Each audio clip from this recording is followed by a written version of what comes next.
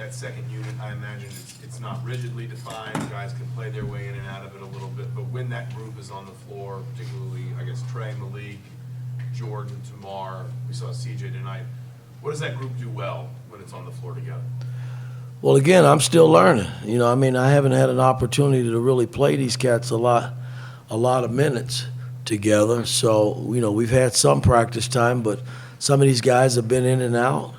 So, it's hard to gauge it right now. I just got to stay with it and take it a practice at a time and see where it leads us. Rabbit and Keegan? Hey, Coach. Jalen Hutchfield and Malik Renault, what have they done that's impressed you the most, these two exhibition games?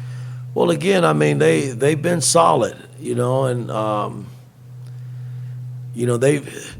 they're doing all the things that we've been working on for the last 4.5, 5 months now. And it's nice to see, practice is totally different than the game. But I always felt if you develop good habits in practice, it could be a nice carryover for you in the ball games. And I think that's what's happening to these two guys. Keegan and Mike? Coach, given the small sample size, it being two expedition games, how do you feel your team stacks up right now going into the season next week? Only time will tell, man. I don't know. I mean, again, these were two exhibition games. Yes, we were, our size was a big difference in both ball games. But we know as we continue this journey, we're going to face teams that are just as big as we are. And then we got to see what we made of. So, again, only time will tell. I was anxious to get these two games under our belt just to see where we were from a player-coach standpoint. And now it starts for real on Monday against Moorhead State. And, we got a lot of work on our hands still. I mean, the real thing starts Monday. Mike and Dustin?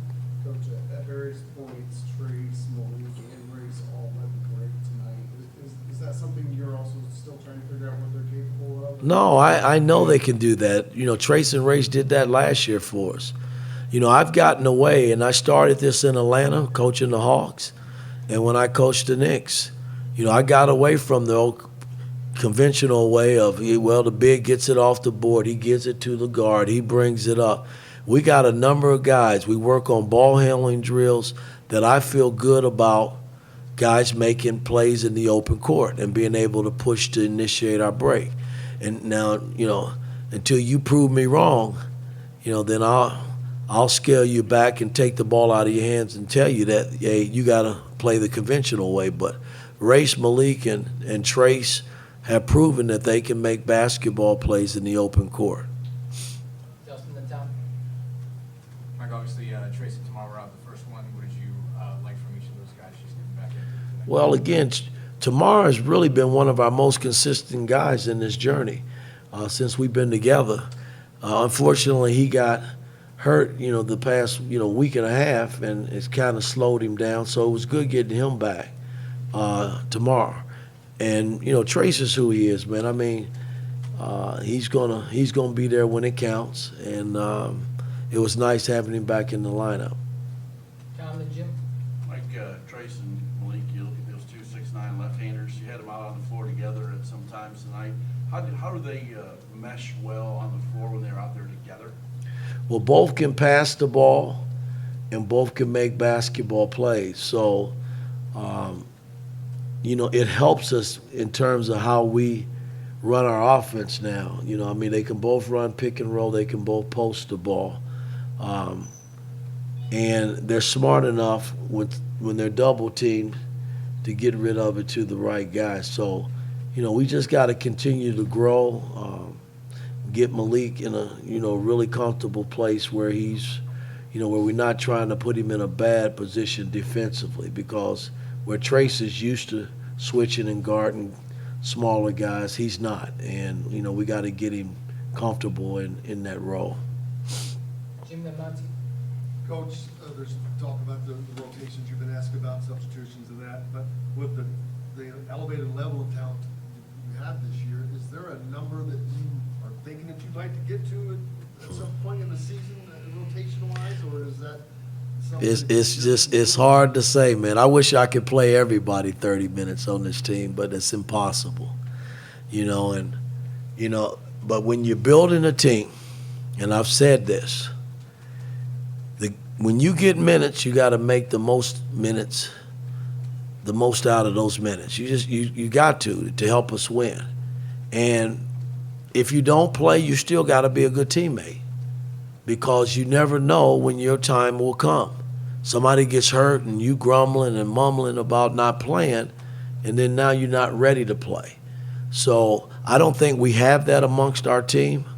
I think we got 17 guys. I mean, it's kind of nice to see what the walk-ons did today and coming in there, and not ever really playing much in a game. And they were solid based on the fact that they've been with us too, going through the grueling practices every day. So, I just think we got a good team that everybody's going to have to sacrifice and be willing to buy in to do what we need to do to get where we need to go. Monty to Tyler. Woody, free throw shooting has kind of been a bugaboo the Oh. last few years, and it's only played 2 games and it cropped up today again with 11 of 18. What do you have to do? I know you can sit and practice all day, and it still seems like game time, and it just doesn't work out. Well, George, don't jinx us. It's early right now. Really. No, I agree with what you're saying, man. We got to figure that part of it out. We score 100 points and we miss, 8 free throws?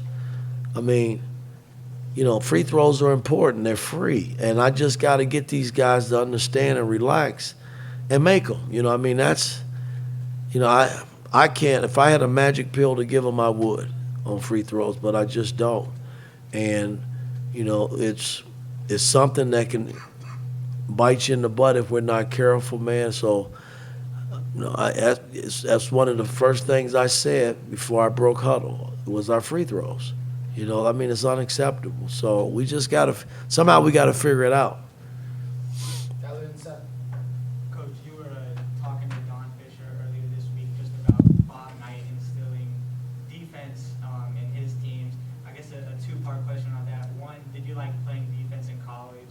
And two, was there a moment where I guess the importance of defense really became evident to you in college? Well, I tried to play defense, Bob Hamill. But Coach always thought I was probably the worst defender. I didn't think I was, but he probably thought so. But I did what I was told to do, and that was put the ball in the hole. And but no, I talk about defense so much because of my experience, not only playing for Coach Knight here the 4 years that I played, but that run that we made with that Detroit Piston team in the NBA when we beat the Lakers. That team defensively it would probably go down as the greatest defensive team ever. And I saw it up close firsthand, and I know it wins games. It won a championship for us. So, I got to push these guys in that direction. That gives us a chance, man, to be in every ball game if we defend and rebound it. Second and Rabbit last one. Obviously, in both these exhibition games, there have been a couple of moments where you had to pull Xavier aside and just have, one-on-one after a play he made. I guess just what have you seen from him in these games? What are you seeing from him in practice right now? And where's his head at going into that? Well, I told Xavier after the game, you don't have to do it all this year.